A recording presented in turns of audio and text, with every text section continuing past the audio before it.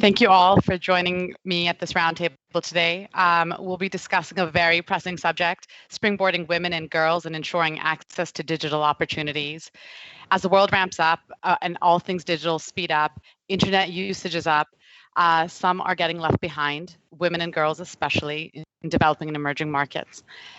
The UN has recently said that without decisive action from the international community and without collaboration, the digital divide could become the new face of inequality. That's a really scary prospect. And it's been a few years in the making. So today we'll be talking through where we stand, the challenges we face, what the solutions are, and where we go from here. What can we do to stop the divide from widening, and for digital inequality that risks basically setting us back on education for women and girls?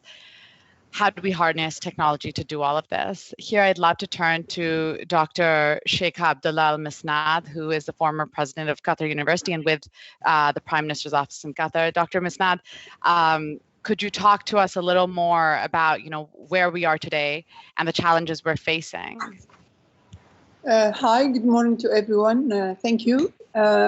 Actually, when I look into this subject, I look at it from a different context. Because I think the digital gap for female or for women is more within the socio-educational economic environment they live in, rather than just a gender per se. Because if you look at statistics now, we find that in developed countries, men and women nearly have the same access and utilization of digital technology, like over 80 or 90%, men and women. When we look to the average of the developing world, we will find that 50, 52 for men, 40 something for women. So, and actually the gap is decreasing. So I don't look at it as very drastic. I mean, as a lot of researcher and a lot of literature on the internet shows. I think it's the gap is is becoming less and less. And especially now, because now education all over the world has also made a great achievement in terms of bringing the gap between men and women education. So I think the future is bright from my point of view. And I think we should look at it from general or more complex context than just like a gender issue. I'll stop at this and then maybe I can add more during the discussion.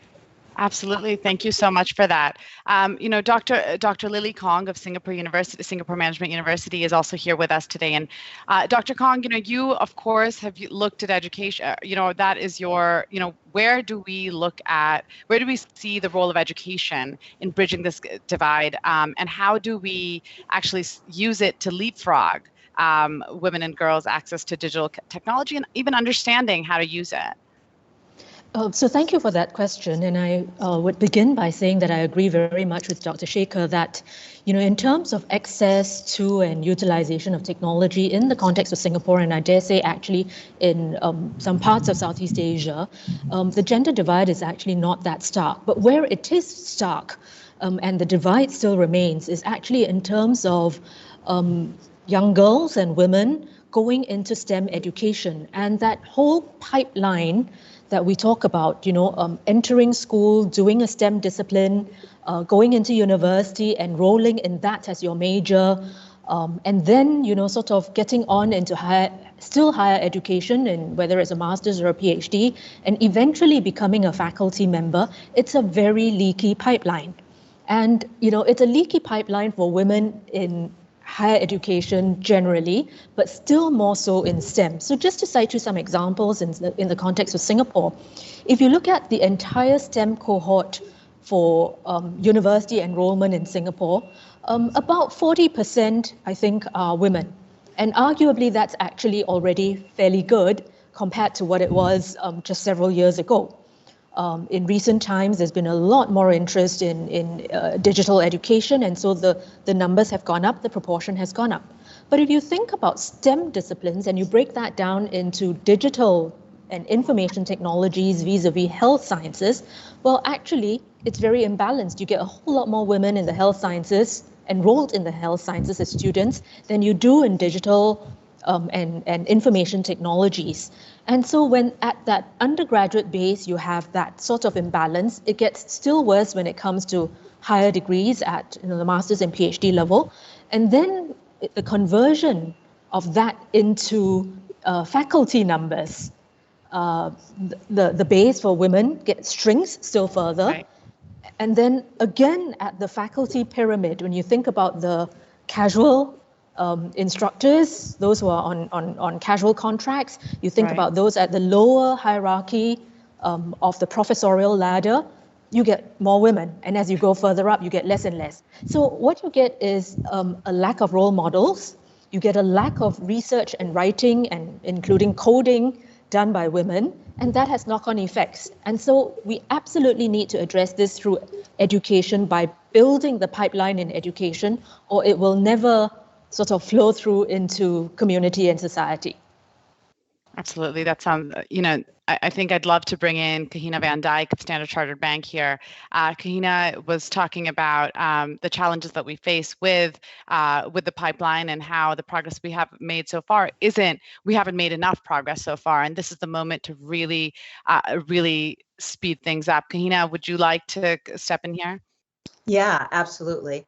So I've been hearing about the pipeline issue for 25 years when I started, right? And people told me, oh, we have a pipeline issue, but by the time you get there, everything will be sorted out. And 25 years later, I'm here to say it's not been sorted out. So I think the what I would talk about is you need digital access. You need the educational opportunities, but then you definitely need to be able to go out and start a career and be supported in that career in order for you to decide if you want to become a founder, or you want to become a data scientist, or you want to become a lead technologist. And at the end of the day, we need leaders in all of these fields. It's about leadership. And so what I would say is that the pipeline, the doctor was just talking about, we have in academics, they have a very leaky pipeline. I would argue that in financial services and in technology, the two industries I've spent 25 years in, we have an even leakier pipeline for women who start a career, make it to middle management, and then make it to the C-suite. And that's going to be really important to help pull through those young girls and those young women making decisions about what their major is and making decisions about what they choose for their professions, to know that financial services and technology and data are actually incredible opportunities to unleash both their individual potential for prosperity and developing their communities. And I think that we have to own the fact that we haven't done a good enough job in technology or in financial services to ensure women see those leaders in the C-suite. Absolutely. I think the pipeline challenge, we start from a very young age and young girls with role models. And so I'd love to bring in Izzy Obeng here, who works with kind of the startup world and, providing, the digital innovation ecosystem. Izzy, you were talking about role models and how that seems to be one of the single largest challenges that, young girls and women face when they decide that this is a journey they want to embark on.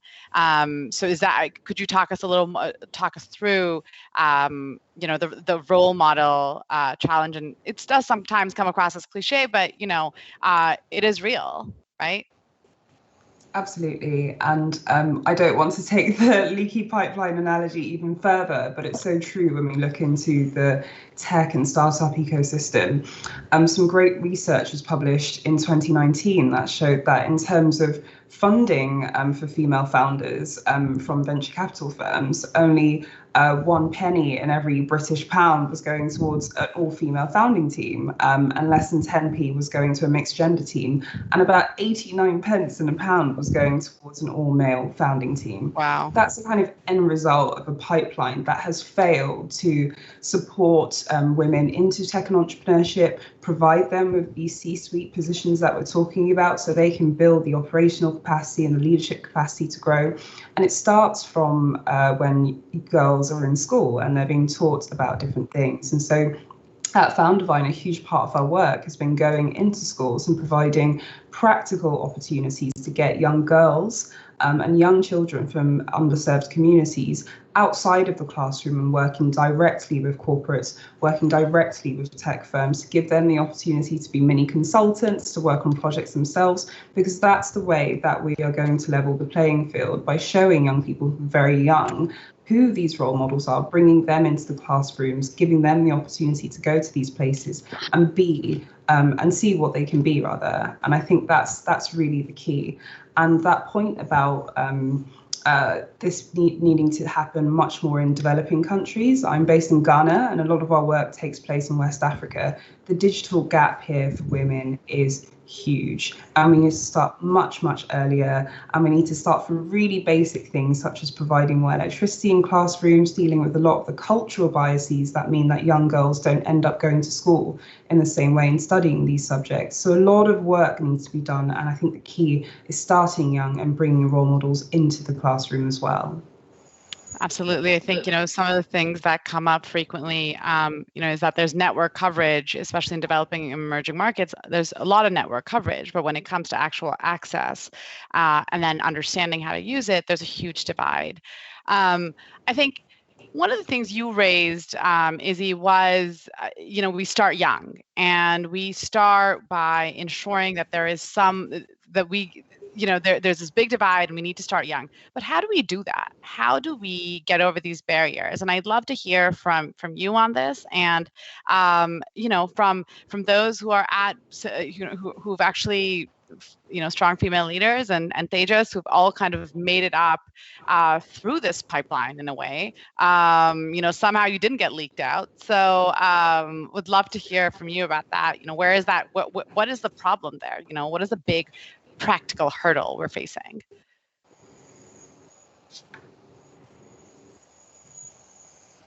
Fiona, please. Shall I jump in? Yeah, Fiona, please do. Hi. Thanks for having me. I'm Fiona from the Women's Foundation in Hong Kong, and similar to Dr. Kong in Singapore, we're very concerned about the lack of women in STEM and those barriers for STEM education. And we do run a Girls Go Tech and other STEM programs really to address some of the challenges. And part of the heart of it really goes to gender stereotypes. So what some of our research has shown is that boys are 4 times more likely in Hong Kong to enter STEM-related degrees and careers, which is really worrying for implications for young women's futures. Girls are more likely to drop out of STEM courses. Girls don't think STEM subjects are important for their future. And then entrenched gender biases, where there's almost this sort of perception that boys have an inborn talent, particularly around math. And that sort of leads to that girls can only attain good results from studying really hard, etc. So that stereotypical concept really undermines girls' self-confidence in STEM. We've also found that girls want to enter into jobs that help people, that are meaningful.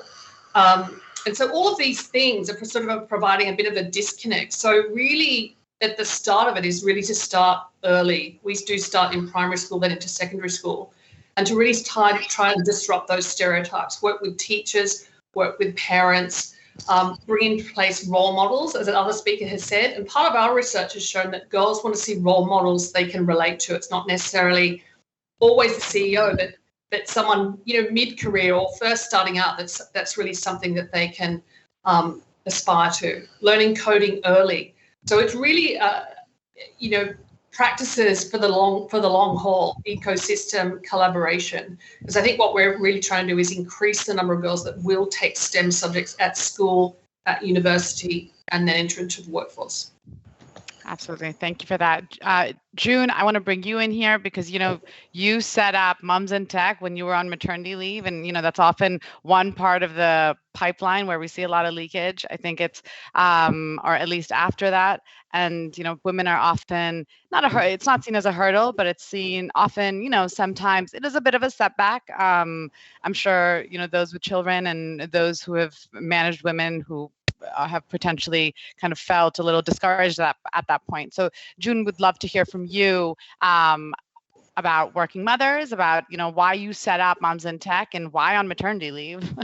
Yeah, absolutely. Well, the first thing that caused me to start up Mums in Tech was just the lack of facilities that existed for me to go into and learn to code with my baby. It didn't exist. And childcare is something we talk about. How many companies offer childcare on site? We need to think about how we get more mothers back in, how to provide affordable childcare. And also coding schools were really expensive. So I really set it up so that we could provide affordable coding, but also practical experience, similar to what Izzy was talking about, going into these tech organizations like Marks and Spencer, Ministry of Justice, and having courses that were taught by the staff. So not only are you gaining really practical experience, you're getting to meet the people doing the jobs. It feels really relevant. You understand why you're learning to code, but also the opportunities that exist for you. You know, tech is a very lucrative career. And I think not many people realize just how well paid it is. And I think that's important to understand that that's something we need to shout out a bit more about. We need to talk about the role models that exist in these organizations. I also sit on the board of an app called Kajigo. And I think something to remember in sort of more sort of less developed countries is almost every girl may have access to a mobile phone. And apps like Kajigo give them access to role models at their fingertips. You know, it's very modern, it's gamified. 98% of girls who are using the apps aspire to be on the board, which I think it's really important that we start getting them thinking big, because that's the reality. These are our future CEOs, and they need to start now. Absolutely. I think on that point that, you know, you definitely, I think the point on role models is sometimes underestimated. You know, we talk a lot about mentorship and mentees and finding mentors, but some of that's organic, but some of it is, you know, you have to live and breathe it. It's a lot of it's osmosis ultimately, right? Not everyone is sitting here looking for a role model to chase and has this career plan worked out. So you're right. You're absolutely right.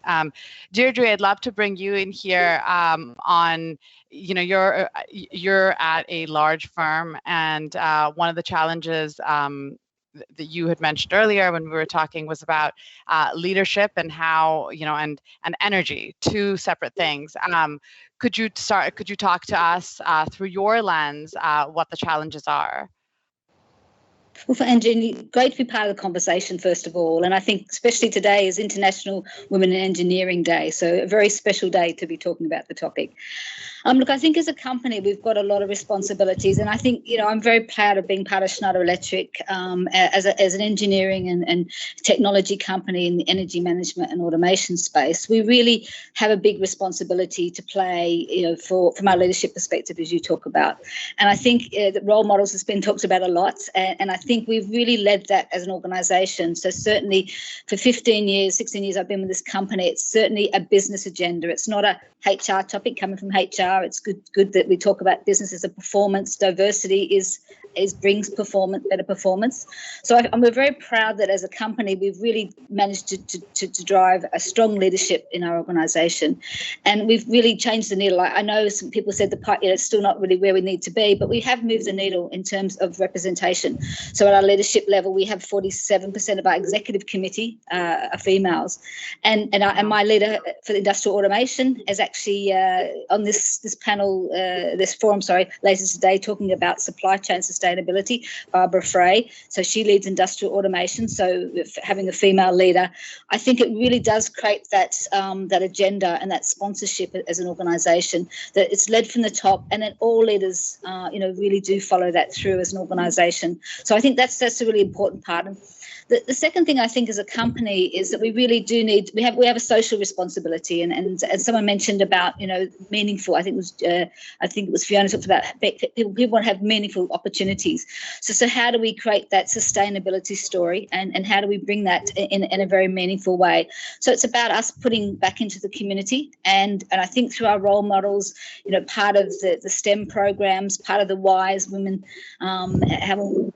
network groups, we really do have a lot of sponsors who go out to the community, and we do a lot of work with companies, industries. But I think also, as talked about in terms of education institutions, and very early, I mean, I come from Sydney, Australia, and I'm very proud that in Sydney, Australia, we have a program that we launch and women to try to get our people who are in WISE to actually go out to the community, to 10-year-olds, to say actually engineering digital is an opportunity you can have, and it's a very interesting career. So I think it's really important that we as a community we do that. And then also I'd say in terms of the helping the underprivileged communities and communities that maybe need a little bit more of a leg up, I would say, in terms of those areas. And certainly again, going out to the community to help people to have more access to energy. You mentioned that at the beginning, Angie. People don't have equal access to energy around the world, and so we've really targeted them through our Schneider Electric Foundation, and more recently with our Tomorrow Rising Fund, which is really focused on the COVID pandemic and how we can help the community. We've really helped people to be connected, to have electricity, to have digital tools that they may not have had. So I think there's a lot of responsibility for us as a company, and then how we drive in our company, but also what we do in terms of our community, and getting out to certainly both the institutions and network groups. For sure. I think we're hearing so much from companies, from universities, and there is this. There is an effort. There's a big effort here. Tejas, I want to turn to you because you were talking, again, you're at an organization which is very much focused on technology. You're led from the top by a woman. Within your organization, there is a big focus on bringing women into leadership and, using technology. Your focus area is that as well. Talk to us a little about kind of, as a company and as in your day-to-day work with clients, what do you see, where we stand and what the challenges are, but also, how do we bring all of this together? Everyone's working on pushing this agenda, right, in their different ways, whether it's through providing, like Deirdre was just talking about, energy, and whether it was Fiona's work with the Women's Foundation. I mean, how do we bring this together, and what are you seeing in kind of the work that you do and within your organization? Yeah, sure. Thanks. And by the way, I just realized that I'm the only male on this panel, so I don't know if that was by design, but I feel privileged to be with this great group here. Well, this is why I said the lovely, all are like powerful, lovely ladies here, and Tejas. So listen, I think we've talked about the importance of making sure we start young.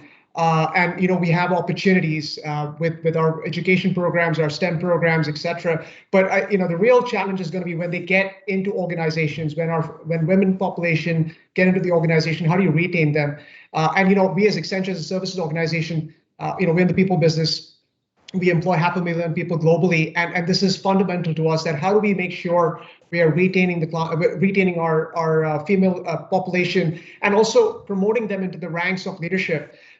Which is not an easy task, right? Policies have to be considered. We have worked aggressively on our, not only maternity leaves, but also paternal leaves, right? This is about how we can have also men take vacations and holidays and take care of the family while their significant others are working.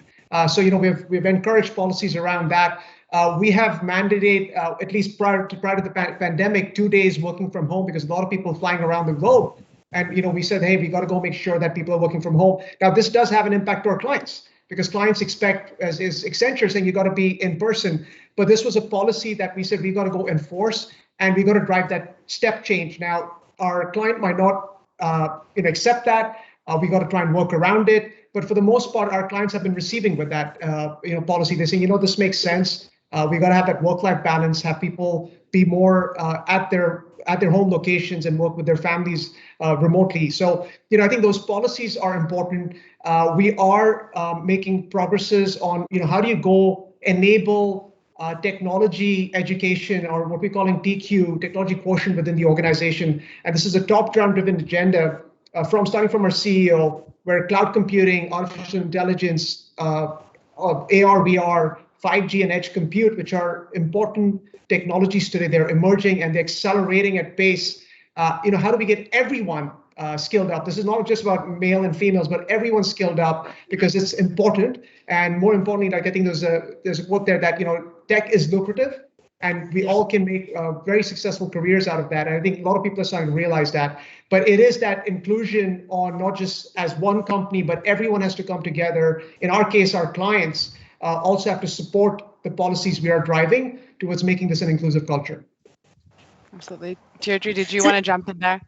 So, T2C, I think you touched on a lot of great things around what organisations can do to create the environment to attract and retain women in digital roles. And I know earlier on it was mentioned around, having policies around childcare. But I think, certainly with the pandemic in mind, the hybrid working has been both a benefit and a stressful situation for women in the workforce. And I hope the needle moves a little bit around, family responsibilities that as coming out of that.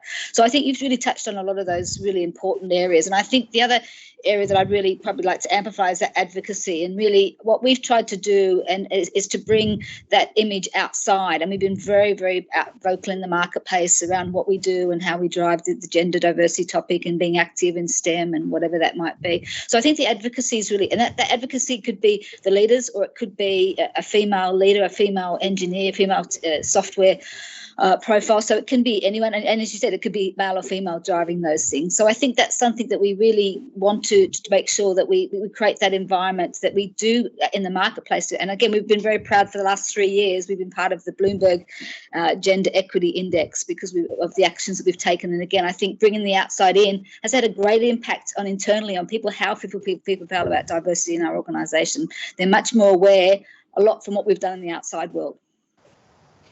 Great, thank you so much, Deirdre.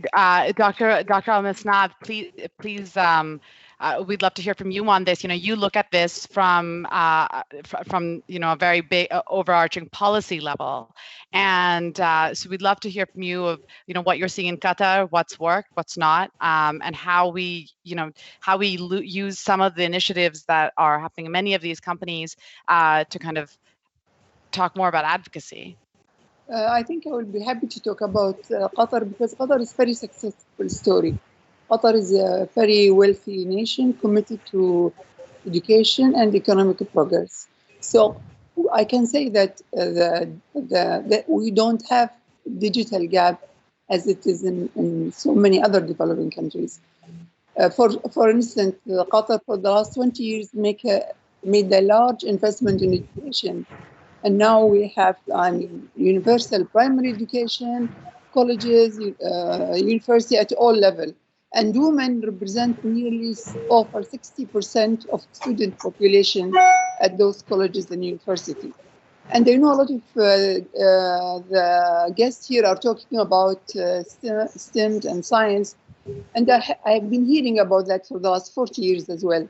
Actually, in Qatar and maybe in the rest of the Gulf, this issue does not exist. We don't have problem with women joining sciences or engineering or technology.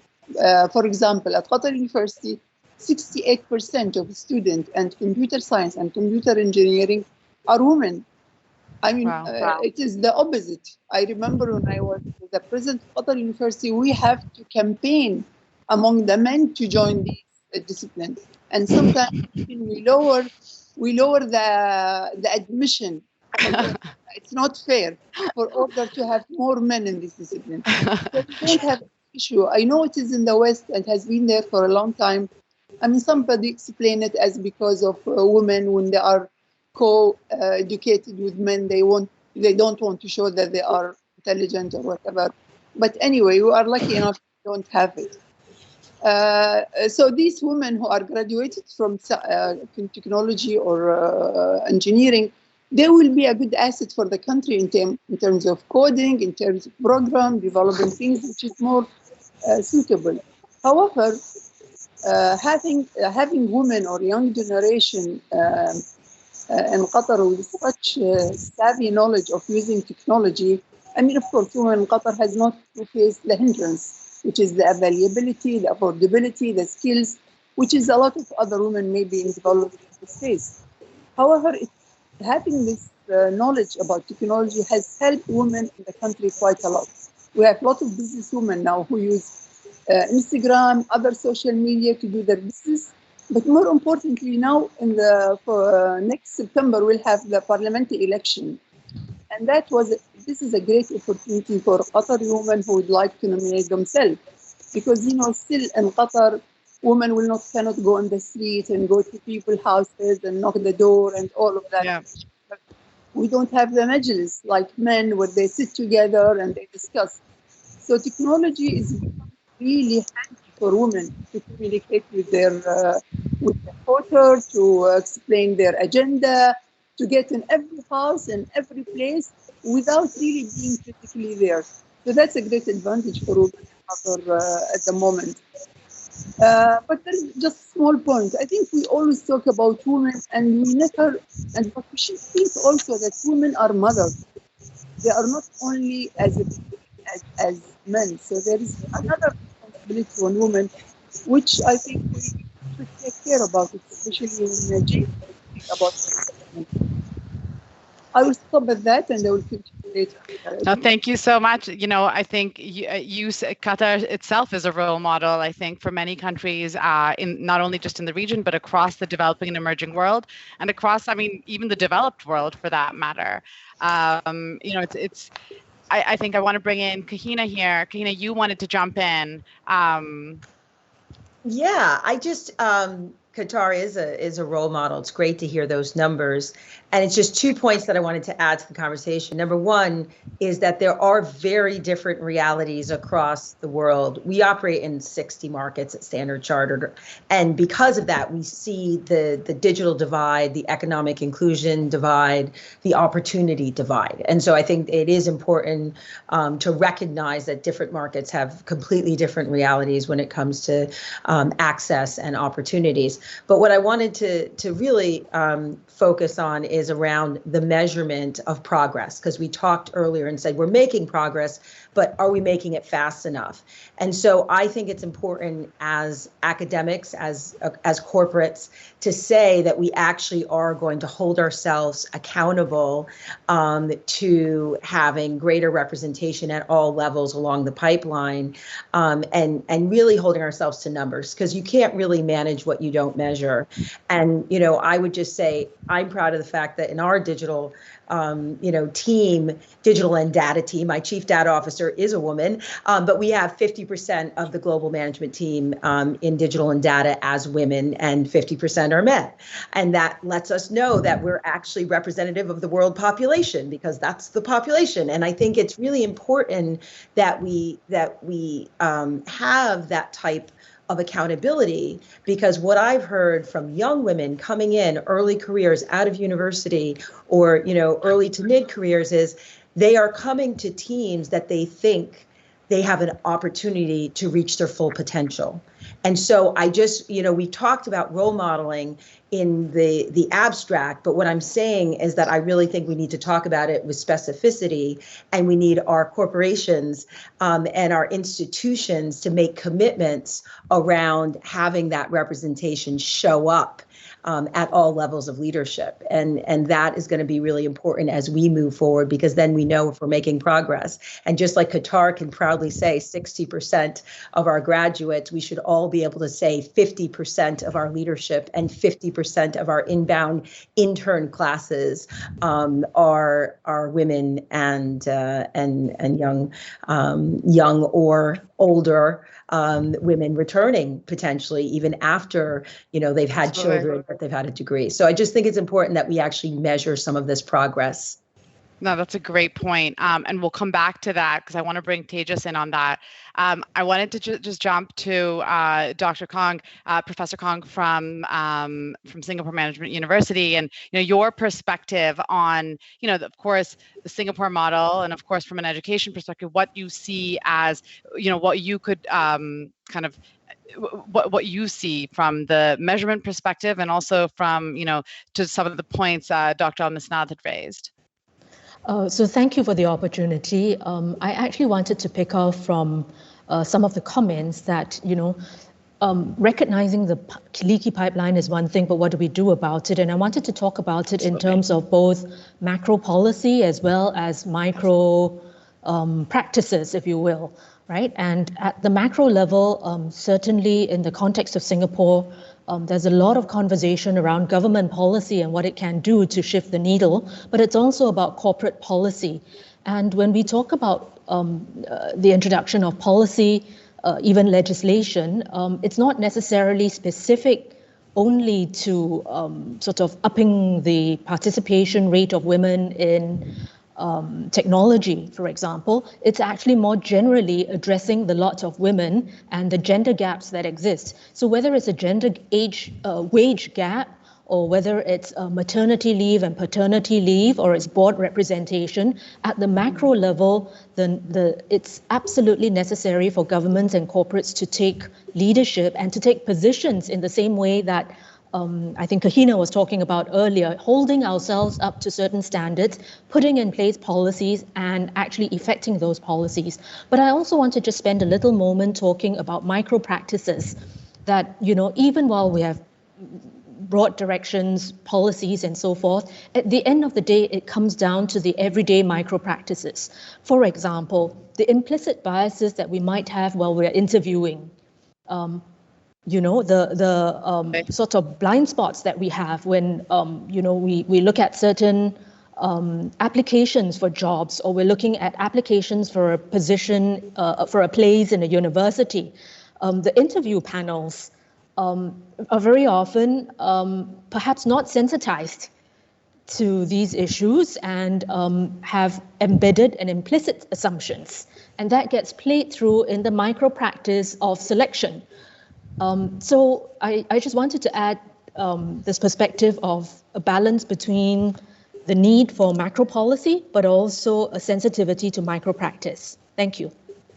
Thank you so much. And, that's such a great point, because I think in all our organizations, especially over the last few years, there's been a huge push on diversity and inclusion and equality, and a big conversation around microaggressions and micro practices and so many things that, we have such diverse and huge organizations, and people come from such different social and cultural norms that something maybe rude in one place is not another, is expected in some, is not expected elsewhere. And so, Deirdre, you had wanted to step in here, so I want to bring you in for a couple minutes, and then I'll turn to June. But please jump in.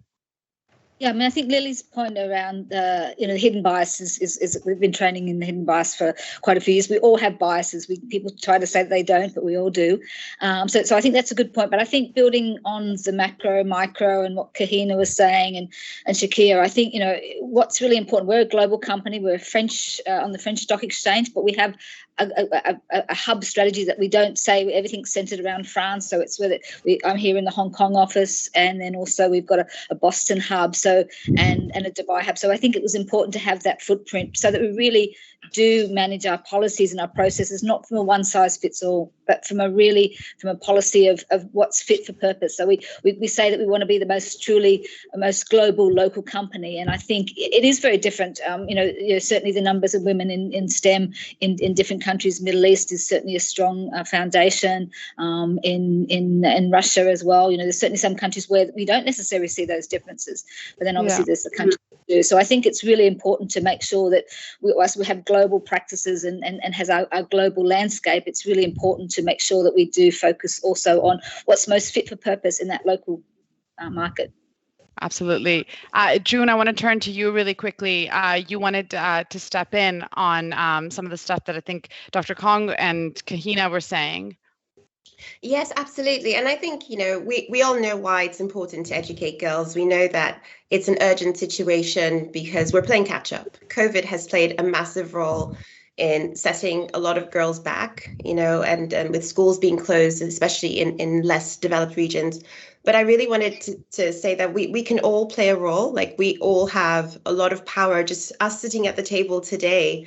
And a lot of it is actually financial inclusion when you really think about it. How can we make it possible for these young girls in remote regions to have access to mobile phones? We talked about that earlier. How do we make it possible for them to access great content so that they are inspired to start wanting to get into technology careers? How do we make sure that there are jobs waiting for them when they graduate to step into? How do we make sure that we encourage them to stay? Because I think, we talk about inclusion and diversity, and how do you make people feel that they're welcome and they can thrive within organizations? Ted just talked about inclusive policies within Accenture and Deirdre, and I think it's great to hear that this is happening. But how do you keep shouting about this and encouraging your counterparts in other organizations to feel empowered to do the same? I think this is really critical, so that the buck doesn't stop here. How do we make everyone feel that they have a responsibility as well to move things forward? Absolutely. And I think it goes beyond just corporate social responsibility. I think this goes, this needs to be kind of the core of what we do, not a side, something can be put in a annual corporate social responsibility report. I think we need to set really realistic goals from what everyone's saying. And, a lot of the organizations are doing that. I think I want to bring in Izzy here, because Izzy, you guys are putting, you're taking kids into a lot of these places and helping them, get on the ground, kind of vocational training effectively. Tell us more. Absolutely, and it is absolutely so powerful. And I think back to a program we run in which we brought children from townships from South Africa to East London to work with working class kids in East London to advise PwC on how they can be more sustainable. And some of the ideas that came from that, I think some of the consultants were taking notes, and that's the kind of activity that we can do a lot more of. And the final point I wanted to make is that you don't have to be a massive corporate in order to do it. I know many of us on this call come from larger organizations where there may be the resource, and the kind of understanding and knowledge internally to do this work. But we work at Found Divine with much smaller organizations who often get to a point where they're too big and they look back and they haven't implemented the policies, they haven't looked into what their diversity and inclusion culture is, and they simply haven't created the foundations that they need to create an inclusive organization that genuinely welcomes all. So what can we be doing as small businesses, as micro entrepreneurs, to really, really shift the dial as well? And I think that first step is recognizing that we all have an individual responsibility towards making a difference. We can find the knowledge, understand what it means, not just to be unbiased or colorblind, as people tend to say, or whatever it is. Genuinely interested in educating ourselves on gender equality, anti-racism, whatever that is, and we can all do that regardless of the size of our organizations. Fiona, I think you were gonna step in here. Yeah, I'm loving this conversation. I think it's fantastic. I agree that we all need to come together. Companies, governments, academics, NGOs, and we certainly ask companies to set targets, because what gets measured does get done. I just want to bring in another point, that particularly what we're seeing through COVID-19 around the inclusion piece around digital access. We know we're making some strides in digital access. We're not there yet. I think we've seen, certainly in different markets, actual challenges with access. But the real piece is around inclusion and how meaningfully people can engage, and women and girls can engage with technology. So I think that is such a critical point in terms of just that overlay of when we're developing products, services, that gender lens is put through all of those. And part of the real challenge through COVID-19 is also just safety for women and girls online, along with huge increases in domestic violence, sexual violence. Online abuse has gone through the roof during COVID-19, and particularly for women and girls, and that is a huge problem. So when we talk about inclusion and safety, that as a sort of public policy issue, I think we need to we can't address, the pipeline in corporates without also looking at these issues. They're also so interconnected.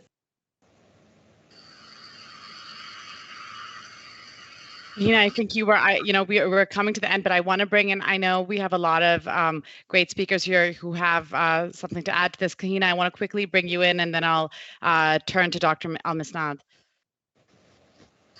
Was that me? Was that Kahina? Yes. Okay. Kahina, sorry. Kahina. Yeah, I would just end with, I think, what we all know, which is we are better when girls and women are included in the digital first and data driven world that we all find ourselves in. We are better as societies. We are better as companies, whether a big company or a small company. We are just simply better. And that realization that this isn't just something to do because it's the right thing to do, although it is, it's the thing to do because we need their intellectual capital, their energy, their creativity, and their innovation.